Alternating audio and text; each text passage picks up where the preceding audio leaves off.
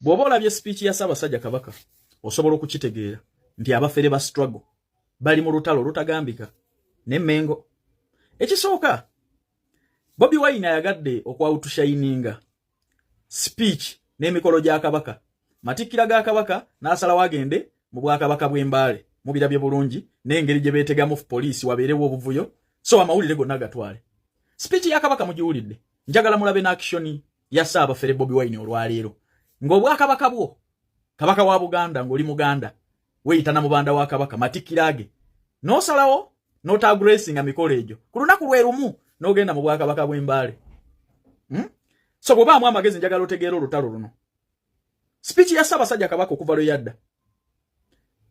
Abantu mu abeefuula nti mwagala nnyo Buganda ne muleeta propaganda n'okukituuka okutyobola ekitiibwa kya Ssaabasajja Kabaka mu abagenda okuleeta Obuganda mu ntata. Kadingo saawa yonna n'akabinjako mujja kuloza ku kyaliwo nga Kabaka bamuganya okugenda e Bugerere. Baali baganye na Katikkiro naye ekyaliwo omusaayo gwayiika wagenda kubeerawo okweyawuza wakati mu Baganda abakkiririza mu Kabaka n'abaanukula omulanga gwe n'abalwanisa batyobola ekitiibwa kya Kabaka.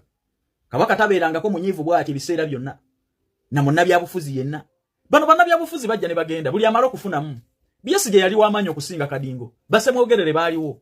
Obwakabaka bwaffe bwe mulwanisa ekiro n'emisana bubaddewo emirembe gyonna tetuyinza kubwesigamya ku byabufuzi. Kubanga maama singa bwali bwakuzanyisa bwe butyo basemwogerere singa babulekawo Besigye singa yabulekawo n'otuuka okuleka obwakabaka bwo Kabaka ku Matikirage n'ogenda mu Bwakabaka bw'Embaale. Ekyaliwo nga Kabaka bamuganya ogenda e Bugerere kisobola okutuuka e Magere. Nze nkubuulira kisobola okutuuka e Magere. Abaganda basobola okusalawo okwanukula omulanga gwa Kabaka n'oloza ku busungu bwabwe ne bakutwala nga tolinnya e Magere. Nze nkubuulira wano wagenda kubeerawo olutalo wakati mu Baganda. Essaawa yonna Kadingo bajja kukutwala nga toli mu mpale. Va ku Buganda. Va ku Buganda. Eyo message ebale very clear, ebadde very clear. Ngeri gy'oli. Saawa yonna bajja kukutwala n'obwana bwo nga tolinnya. Bw'oba oyagala kuloza ku busungu bw'Abaganda eri Kabaka. Mbwentyo bwenjogera ne mbagamba. Era nabagamba wano nga Kabaka akyali bweru. N'abataka ab'ennyini Gulambo bagenda kumulaba abo nabo bagobe mu Buganda. Temuyinza kulengeza Kabaka kutuuka awo. Bwentyo bwe mbagamba n'ekino mukirinde ng'ambaga. Wano mu Buganda wagenda kubaawo omusaayi oguyiika nga gw'Abaganda bokka. Kulwanirira ekitiibwa ky'Abaganda kya Kabaka waffe. Ng'ate abalwanirira ekitiibwa ky'Abaganda balwana n'Abaganda abayingira mu byobufuzi abafere ba struggle abalemererwa mu 7 struggle ne bagiza ku kulwanisa Obuganda. Joli bwe bulangirira president wano. Wama abantu banga yagala okugenda ebweru emirimu tugirina mu bujjufu mu gwanga lya Kuwait abawala n'abalenzi kuva ku myaka 21 paka emyaka 38. Gwe kuba bukubi ku noti 74 noti 7 26 oba noti 6 oba noti 6 17 45 27. Sente zo ziteeka munga vize kuli mu ngalo. Salale milioni 2 waitress ne bawayita bakirina milioni 1.5 bakusuza bakulisa te bakujjanjaba. Nabadde kusanyuka TV as a guest interview mwagirabye bagiranze. I shared the posters even prior. Munange kambanyumize eki. Let me tell you about the level of unprofessionalism mu Uganda. Mulaba neba abantu abali ku media houses ezili kwa yo level bali unprofessional kambanyumize. I was so disappointed. And some of you abalabye interview I'm sure namwe mwabadde disappointed kubanga mwalabye ngo omuntu ambuze bibuuzo tategera na byambuza. I was seeing in the comments gabantu bagamba interview ebuzeemu gabantu people are disappointed with it. Munange ngantuukayo gatandika okunyumya ne host Anatalia ngamba cyo nkumanyi nesimanyi byokola. That is when my whole disappointment started. Yes, she knows of me netamanyi byokola. Ngamba ne mumpisa ku interview tokozeho ne research kugamba omuntu ko tulesa akola ki. That means muleta bulesi bantu bona be musanze. No wonder people are complaining nti be musanga be mutwala. You don't do any research into Jojo go tutwala. Why? What is it about her? What is it about her that we need to talk to her about? Yes, but there was no research done at all. Bampi said to Sawali, and that's when I realized I manyiko. So basically, tandika from scratch okwenyonyolako. Yeah, and they say nagamba nabana basoma biki nakugamba kino yasoma journalism mwamusomera wa the level of professionalism tewachali nekweyo level ya waggulu tubula we are better off sitting with YouTubers, TikTokers. Not again to no TikTok or no YouTuber, you have no expectations. Nebo bogeza ku TV ya waggulu ku level yo muntu isiza mu security checks biki otuukayo omuntu akuyise teyakoze any research omuntu gwengendo tula naye akola mulimu ki what is it about her that is interesting to show to the general public? There was no research done. So twatula sokutuuka okutula wali naye nga nina okwetandikako nga host talina kyamanyiko ba program ba manager bani babayita bata TV bagundi ba program director muli kuchi. Basically, you just bring people, the mubateka mu studio ngata manager, you don't do any due diligence. I was so disappointed. Uganda kweno level je tuliko. Nti nebitongole binene bwe bityo. Tebina professionalism. This is a joke. It's not even a joke. Tuvula tutula ne ba TikTok ne ba YouTube the talk biro bulango bwaffe. Zino zi TV tezikyali muzagwamu da temukyali bakuyita ku TV nga temuli no professionalism at all. Tebamanyi kyokola. Takoze na due diligence George akola ki? She's a brand owner, brand chi atunda mu biguni natusa wali nga zalina okwenyonyera kunga talina kyamanyiko at all. Amanyi bumanya kino Jojo Taylor. First of all, poster mwazikoze ne tuziranga nentekayo posters nenziranga nga even when the posters were made nga tomanyi tukola poster yani. Nti who is she? She owns a beauty clinic mu UK. As who? Aina clinic e Rugogo. Nti what does she do? How many people nga talina kyamanyi? Ne bintu byetuna nga tabimanyi tamanyi kina toothpaste nga n'abantu abali mu audience bonna bamanyi. People were telling me Jojo interview twagitegeddeeyo munnange temwagitegedde. I feel your pain kubanga nange nabadde wala was disappointed. Natandise okunyaletinga bistole byenda netinga buli kaseera. Akyasinza oto okunyiiza. Interview ewedde bataddeyo gundi post. The thing that chebatadde ensira ono Jojo wuno atubulira babo yafuna omuzungu we. Is my husband a point of interest to the country? Is the husband I have a point of interest in kugufuko omuntu omukulu nga mutadde post yamwe? There are so many things we do. Byosobola okulaga omwana to motivate, to inspire omuntu omukulu gwabadde ku mwami wange. Jojo atulira nga byafuna omuzungu. Is it special kuba n'omuzungu Uganda nzimu kyali ko yo level? Ntino mwagala okwogera ku muntu achievements zakoze ng'omwami yakulembera. So mami simu kulembeza. I talk about my achievements, my products, the products that help people. Clinic yetukolidde abantu okubadabiriza ensusu ebyo temubyogerako omwami yabadde topic of interest. Mukyalina inferiority complex tuno kuba n'omuzungu kintu kyakabi gufuka mutwe mukulu. Neze the lack of professionalism gwengendo okwogerako ntinatuusa wali nga tebamanyi kyenkola bampise basically bana abantu balonda bulonzi bantu ku street oyinza okulowooza ngenda ku TV special. There is nothing special going to a TV. There is nothing. Bajja kulonda buli muwamba tutu batwale. There is no research natuusa wali nga zalina okwenyonyerako ba program director mwaswadde mwena mwaswadde kati nze kubulya the nation zino TV za gwamu bobagala ku promotinga kintu kyo nonya YouTube TikTok otule nayo olange kintu kyo. Data wange mwami Tamale mirundi senior acha jali mudwalire ekisubi acha janjabibwa era ne bazannyo bannamawulire leero benzikiriza okugenda yo olwaleero ne bamulaba bannamawulire bangi olwaleero mbakiriza okugenda mudwalire ekisubi balambule ku taata wange mwami Tamale mirundi senior okulabira ddala butya bwali era bakomewo babuulira abantu embeera gyakola ki gyalimu. So bannamawulire mulisa Simon Muyanga Lutaya, Kwezi Robinson, Megatron, luli twaliyo ne Kasuku, bannamawulire bangi olwaleero mbakiriza bagende bamulabeko my father. Naye nga taata wange agenza awona ayogera kati alya n'okutambula kati atambula wadde amaanyi gakyali matono nnyo kyabulwamu kati maanyi naye ng'okulya okwogera n'okutambula kati abisobola. Mwebale kutusabira mu intensive care unit yavaayo gyeyamala ennaku 3 mu ICU ng'abasawo bagezaako okulaba nti bamujjanjaba. Neebaza abasawo b'ekisubi mu ddwaliro ekisubi gye bamujjanjabira nti mwebale nnyo okujjanjaba taata wange n'okumuwa buli bujjanjabi bwonna obwetaagisa. Olwaleero Bebe Cool nga tannagenda South Africa njogeddeko naye Bebe Cool big size agenze South Africa naye nga tannagenda twogedde nnyo olw'okuba nti Bebe Cool oyo gwe baatusindikira aba State House okulaba nti medical bills zonna zikiriyalingibwa era olwaleero emiliyoni 15 oba 14 zijja kusasulwa. Eyo ye biru esooka kati okumanya obulwadde bubadde bw'amaanyi omuntu we bakujjanjabirwa millions of money obujjanjabiddwa nno So medication ya tata wange treatment eri mu millions of money.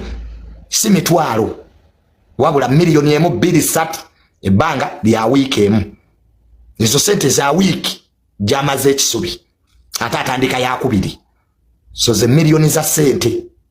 So wetuba tubyogerako temugamba nti tweraga tubasigira ekifaananyi.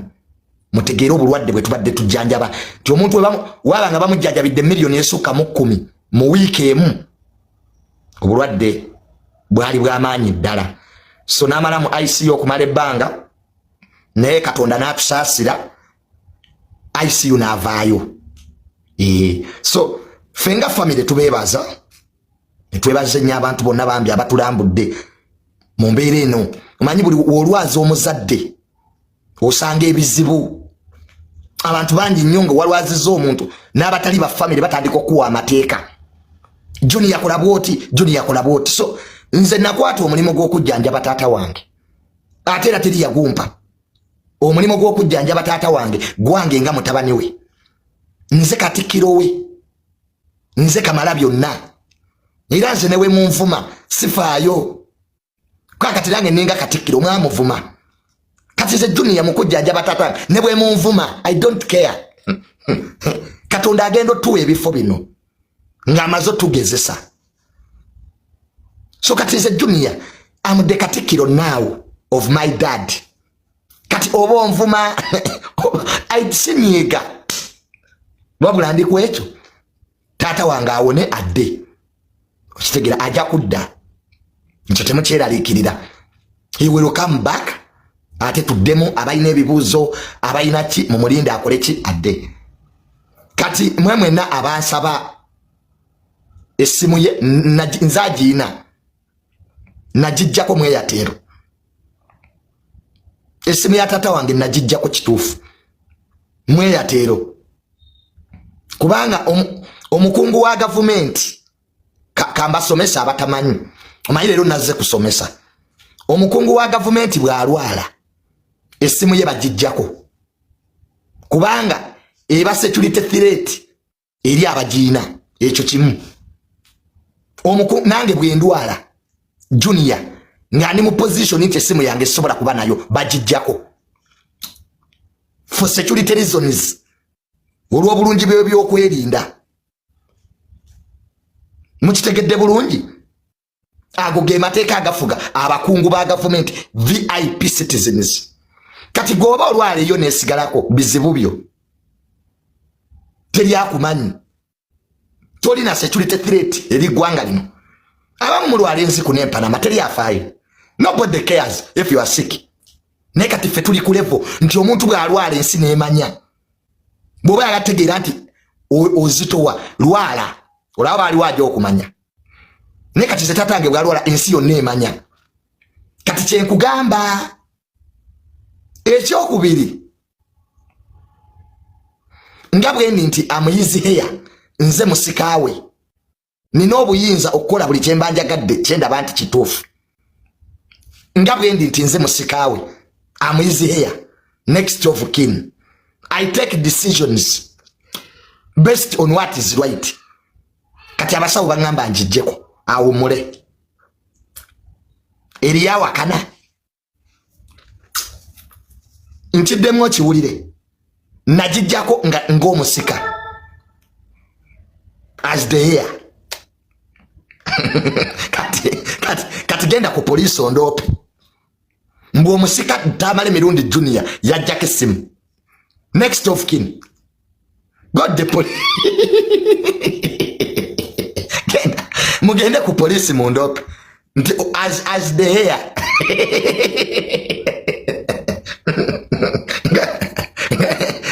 Ng'omusikawe najijjako kituufu it is me who removed it. Kati now what chichi as okitegedde ekintu ekyo najijjako ng'omusika as the hair. Kakati kyekirala Ekirala mpozi kye mbadde mumbuza esente zo nzirya era sikyamanyi oba ndyazize oba zange ekyamazima ddala esente zo nzirya era simanyi oba kati ndyazize oba zange esente zo nziridde era kati simanyi kazo naziteeka mu nsawo ezize n'ezange kati simanyi zendya. Am I eating my daddy's money or mine? Esente zo nja kuzirya ekyo kyo temweraliikirira ekyokulya ennusu kyo mukindekere ndya zange nazize kati sikyamanyi buli weteeko omukono mu nsawo oba ndya za daddy oba ndyazize simanyi kwa nange zinsobedde. Mawu yatunda dipi banne bakyalimu kumbe abatundira omaye President Museveni yakubuuza onguzani nani gwoli eno oli mu kibiina kumbe eri bakutunda bawona lebo nambozi olwategeera era kankubulire Mawu tasobola kwagala namboze. Mawu amaze okuteesa ne President amugamba nkuguziza namboze Abedi bwanika bonna abamenyi bampuuga nga Mawu President amuwa ssente aguze dipi bawona lebo namboze ne badduka kati bagula Mawu yekka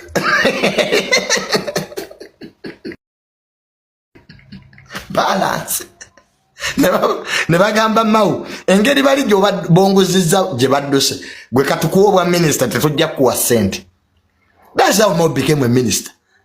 He had sold the Democratic Party with its members. Kati byebyango byamwe NUP bano babobo ni babatunda mwenna goli eno oga firi dictator firi Museveni kumbe ekiri mu State House koli ku list mbe balesi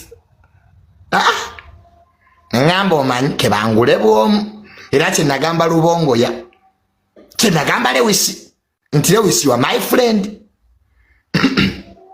we are all educated on Museveni's money.